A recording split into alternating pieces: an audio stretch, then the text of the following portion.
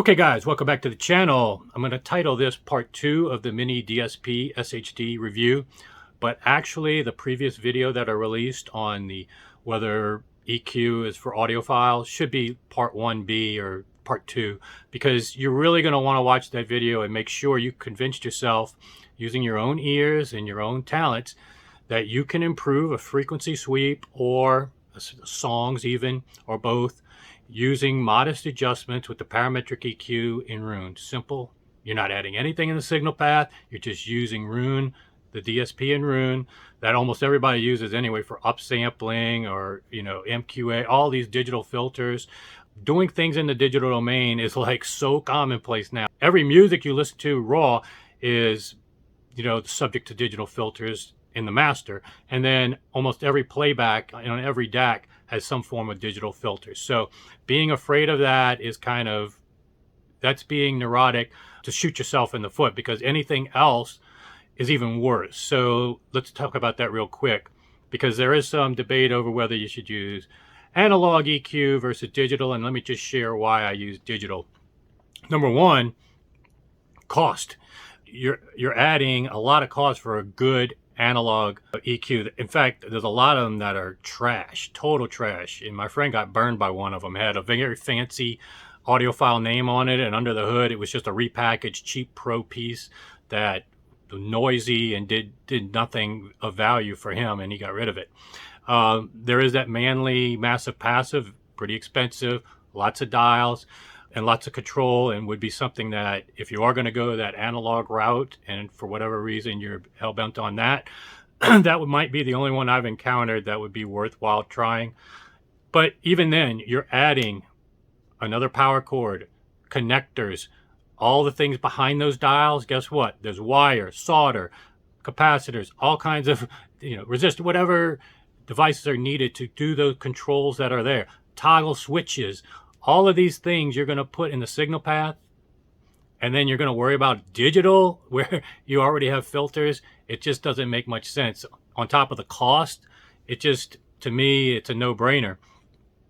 With the miniDSP SHD, let me make sure that this is clear to everybody.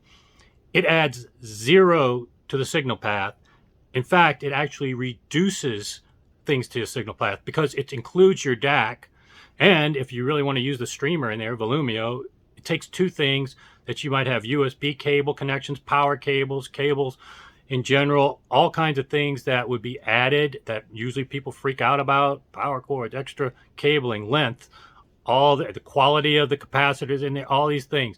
And if you want to do objectively, the measurements of the miniDSP SHD from a signal to noise ratio are better than virtually any analog preamp out there. So you're actually gaining lower noise, more functionality, 0 things in the signal path at a super modest cost. So it's a no-brainer to me. Just you put check boxes wherever you want. If you barely can find a negative for digital DSP, you're going to have 10, for the analog side. So that's why I really stress the importance of digital over analog. That being said, with both of these, maybe I did not make this clear with the previous video. If you are going to use EQ, it should only be used after you've done as much as you can with room treatments, because no matter what, you're not going to be able to cure a lot of bass things in the room. I don't care how many dials your sub has on the back, toggle switches, whatever. It's not gonna, you can't boost your way out of nulls and cure some of these things. You're gonna want bass traps and get yourself in that ballpark first with your room treatments, and you're not requiring DSP or any controls on your sub or any analog EQ to do a whole lot. So just putting that framework out there and clarification so that everybody is clear. But I'll go one step further with this video. I'm going to switch to my chair, put up on the screen. We're going to walk through, just summary, the 80-page manual. I think it's 80-page manual that this miniDSP comes with. Okay, guys, before we get into the manual, what I'm showing on the screen here is kind of the end game of where this all ends up after you go through the manual.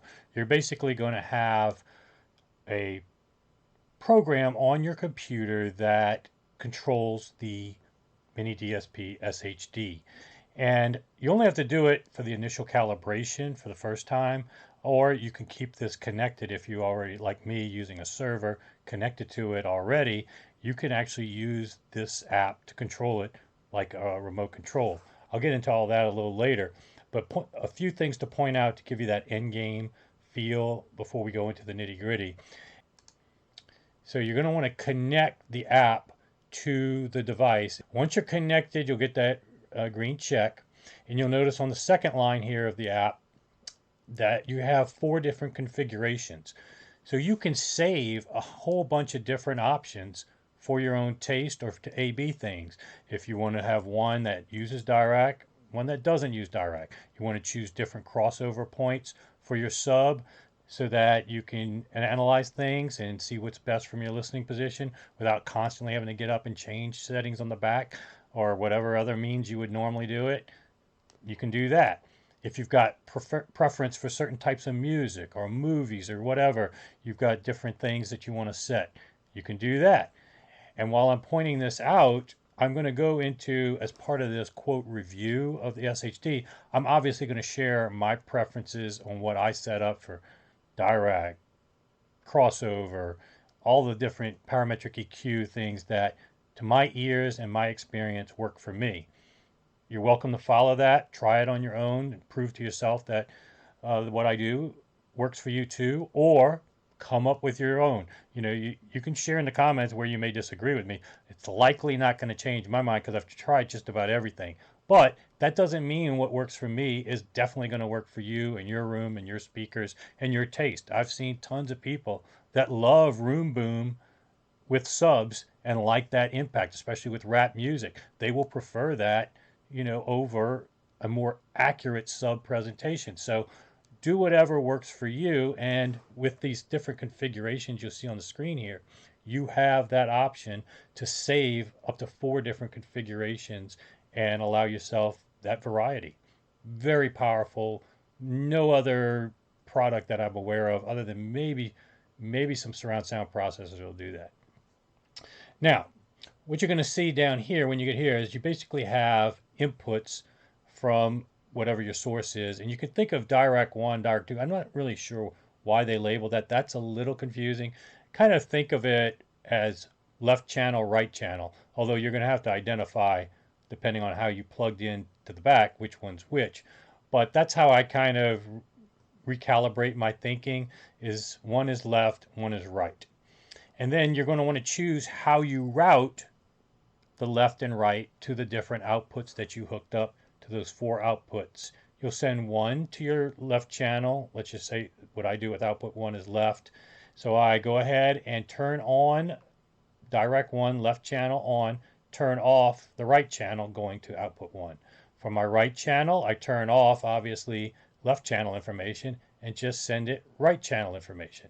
And the 0 dB here is if you want to trim in terms of if you have channel imbalance, but that will actually be taken care of in direct if you're using direct. So you can just leave this at 0 for now and trim it later if you still hear an imbalance. Now subs are my output 3 and 4. So you can rename these left, right, sub 1, sub 2. And you have a couple of options how you want to do your subs. You can do dual mono subs, whereby, like you see here, I have both left and right going to both channels of the sub. Or you can make sub 1 mirror your output 1 and only get the output from that mirrors that speaker. And then your second sub can mirror your output 2. So very powerful here and how you can control which subs get what information and what preference you have there. Now, the other thing you'll see before I go into outputs is Start Direct Software Direct Live On. It's as easy as clicking that button to turn it on or off. It's as easy as clicking this button to start the Direct Live software that you're going to load on your PC and go ahead and run all the calibration. I'm going to do that in a totally separate video though, because there's a lot of tips that I haven't seen on any videos that can really pay off. That's a bunch of learning curve that I've done over 50, probably even more than 50 measurements using direct. So I've learned a lot the hard way, and I'll try to share as many as I can, but it's going to be a little bit longer video, so I'll do the direct portion in a separate video. For now, let's just talk about if you didn't use direct, or if you're going to supplement direct with some other personal preference things.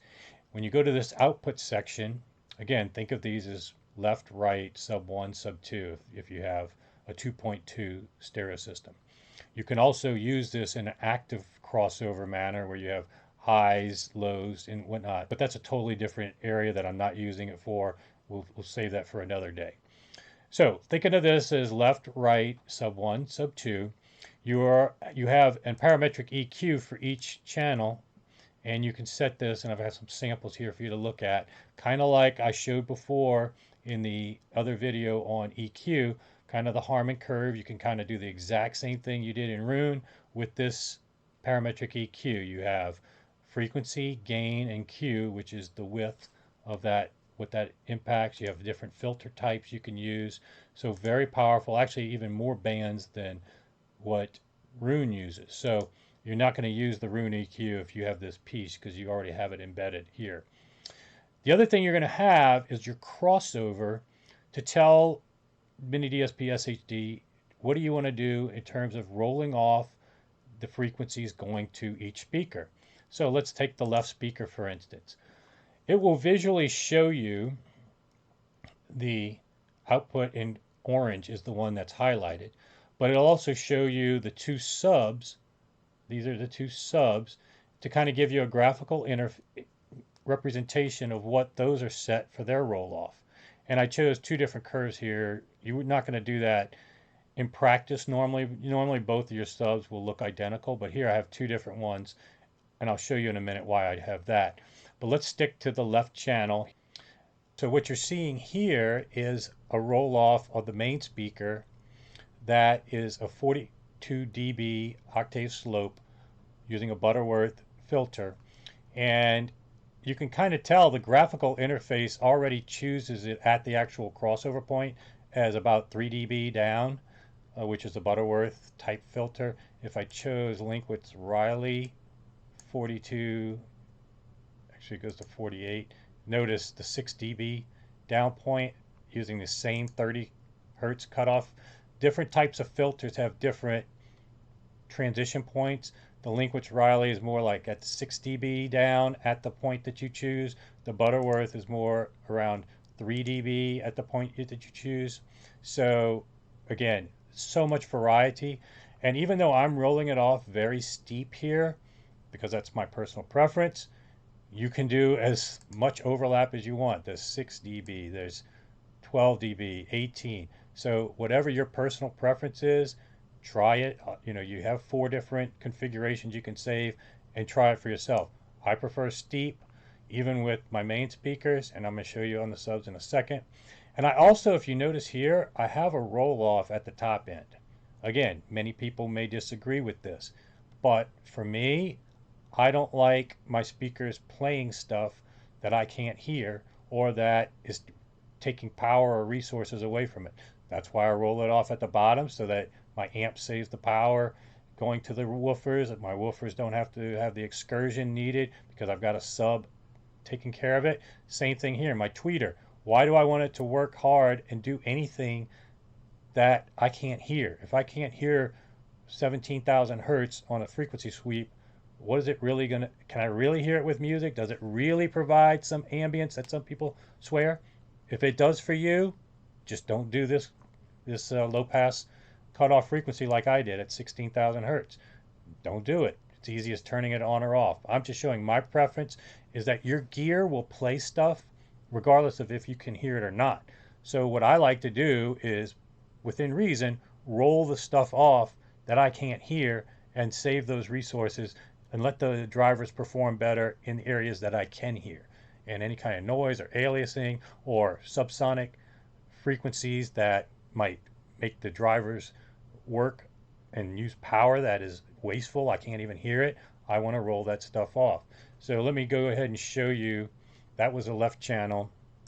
You would do the same thing for the right channel. The crossovers should be the same as you can see here. And then you would go to one of your subs, and with this sub it's highlighted again in orange. I have here, just for demonstration purposes, an 80 hertz crossover at 24 dB slope. I'm showing this for purposes of why I wouldn't want to choose this. You may like this. If you like slow roll-offs like this, you can go as slow as 6 dB per octave. Most subs, the only options on these little toggle switches and dials are 12 or 24. That's it. So you're only, and some are just 12. Why don't I like this? I'm showing this for what not to do for my preferences. You may like it, but here's what's happening here. It's rolling off at 80 hertz, which is kind of high, especially for my speakers. I wouldn't roll them off this high. This is just for demonstration again. But for stuff like Maggie's and some speakers, bookshelf speakers, if you're rolling it off at 80 hertz, and that's actually the THX specification for roll off for subs, and have a 12 dB slope, which is what a lot of subs do, this is why subs sound muddy to my taste and also don't sound accurate, and they become locatable and problematic. Because look at what this graphical design interface shows. Look how much your sub is playing all the way up to 500 hertz. When you're into these kind of frequency ranges, those are locatable frequencies. You know, just let your sub play without anything else. You'll be able to point to exactly where the sub is coming from if you play test tones in this range. So why would you want your sub playing locatable frequencies when it's usually shoved way in one part of the room or another? Absolutely different from your main speakers almost always. And it's a different type of driver. So why would you want such long overlap of what your main speakers are playing here? Remember, this is your main speaker here. Why would you want all that overlap, and why would you want a sub playing non-subsonic frequencies? So this is what most subs will get for you, 80 hertz and maybe at best a 24 dB slope. But even there, you're only 27 dB down at 200 hertz.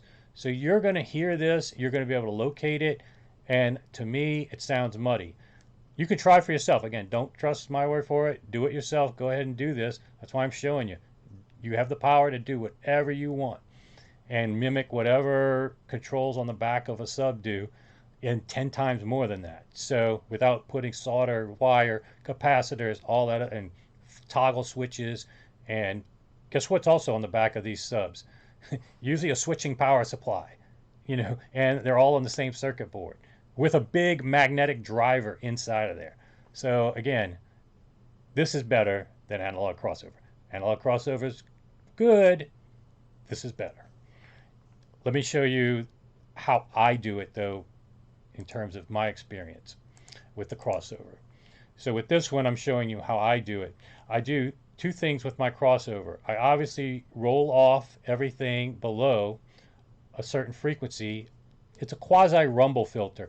I don't want it to be playing and using power to create bass frequencies that I can't hear. Again, remember, your equipment will play whatever it's fed. It doesn't care what you can hear. I'm telling it, don't play stuff I can't hear and waste all that power and excursion of the driver trying to create 15 hertz if I can't hear it and it's really not even purposeful for the music. And so you can see that here. I roll that off, and I roll it off very steep so that, you know, it saves as much power as possible. But also when I'm combining with the main channel, I'm rolling it off very fast such that my sub, as you can see, is really not doing anything outside what a sub should do. Stuff under, in my opinion, under 100 hertz, and not a lot of overlap with your main speakers. This makes the bass sound so much more taut, pitch definition, realism, just, it's so much more right in my mind versus the muddy, boomy, one-note bass, because you're getting bass overload from different speakers, different parts of the room, and then when you start get, like you see here, into locatable frequencies, it messes with imaging and just totally destroys really high fidelity. This, again, try it for yourself. I think you'll be amazed at the difference between one sub like this versus a sub like this. But again, try for yourself. Now also watch for your cutoff frequencies. Sometimes you don't want them to roll off, cut off and overlap right there again, equally. You may want them to actually connect a little further down, either 3 dB or 6 dB down, because combined at that same cutoff point, it may actually create a peak in your room. If you don't have the peak, then that's fine.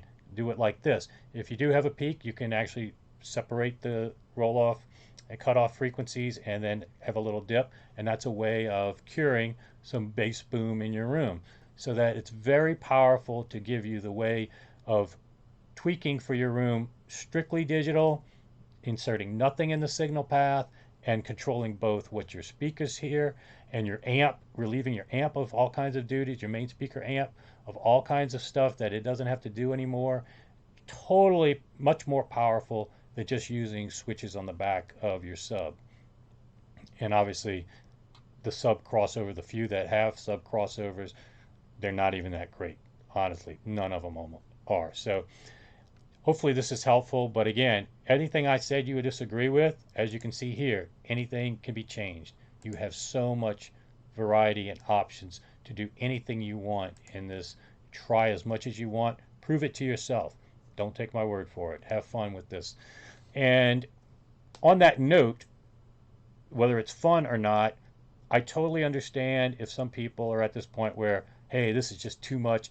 I just want to listen, come home, listen to music, enjoy my system. This is too much work for me. It's not fun. I don't want to deal with it.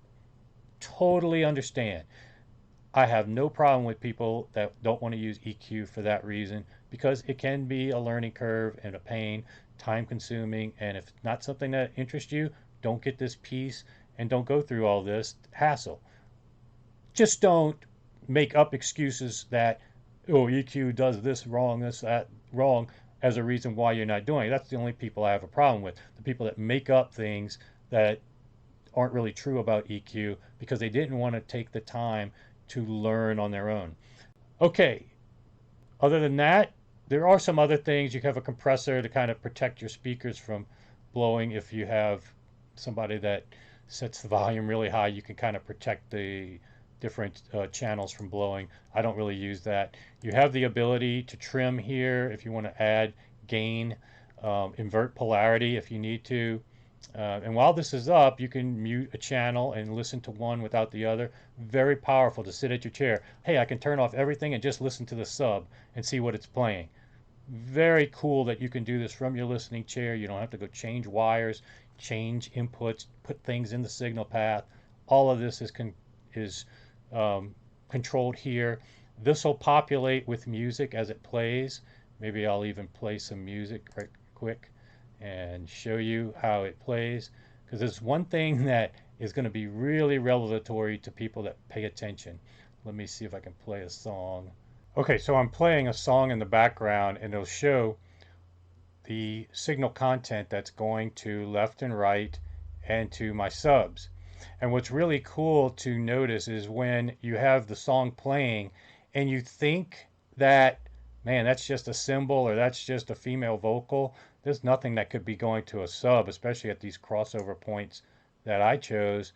But then you find out that it's actually still sending information to your subs. And that'll give you an appreciation of how important subs are and having full range speakers are. Even when you think there isn't really low frequency information, there is. Even with a cymbal hit, there's an initial thud. There's just so much content that you would not believe at the lower frequencies, that if you don't have full range speakers, look at all the stuff that you're missing out on as this song plays. So let me go ahead and stop here and go into the manual, because this will help you get acquainted to how we got to this point in the first place.